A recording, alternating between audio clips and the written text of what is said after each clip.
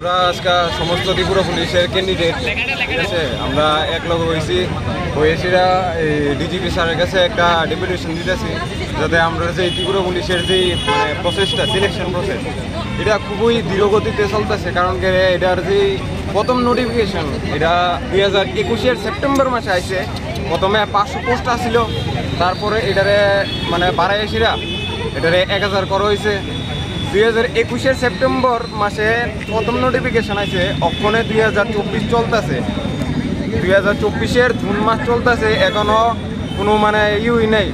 Physical গেছে, ফিজিক্যালের 2022-এর লাস্টে physical গেছে, এর 1 বছর পরে রিটার্ন টেস্ট গেছে, রেজাল্টের কোনো খবর নাই। মাসের পর মাস চলে যাইতেছে গা, মানে এইভাবে চললে তো হইতো না। তো আমরা আজকে একলগে হয়েছি, স্যারের কাছে একটা ডেপুটেশন দিতেছি যাতে এটা তাড়াতাড়ি সম্পূর্ণ করা হয়। আর যদি যাতে এটা ইলেকশনের আগে, পঞ্চায়েত ইলেকশন কিছুদিন পরে, এর আগে যাতে আমরা রেজাল্ট পাবলিশ করা হয় যে রিটেন টেস্ট দিছি, আর দুর্গাপূজার আগে যাতে ফুল প্রসেস কমপ্লিট করা হয়। আর যদি এমন না হয় তাহলে আমরা আগামী দিনে এর চেয়েও বেশি বড় আন্দোলনে সম্মিলিত হবো, ঠিক আছে।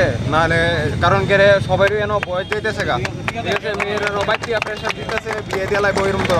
তারা পড়াশোনা করছে, একটা কিছু করার লিগে, তো তারা যদি বিয়ে হয়ে যায় তাহলে কী লাভ হইব। বা আমরা এনে একবার একটা ভ্যাকেন্সি বেরিয়েছে, এটারে ফুলফিল করতে 3 বছর, 4 বছর, 5 বছর। তো আমরা আরেকবার যে ইন্টারভিউ দিব এটার কোনো সুযোগ নাই। শুধু আমরা ত্রিপুরা পুলিশের যে এমন না, জেল পুলিশও সেম, ফায়ার সার্ভিসও সেম, জিআরবিটি গ্রুপ ডিও সেম। এরপরে 2019-এ লাস্ট টিএসআর আইছে, অনেক 2024 চলে, টিএসআরের কোনো পাত্রই নাই। এত দেরি হইলে কি হইব নি? আমরা বেকার দিককে আমরা কি মানে আমরা যেমনি খুশি এমনি করবো, এমনি তো হইতো না।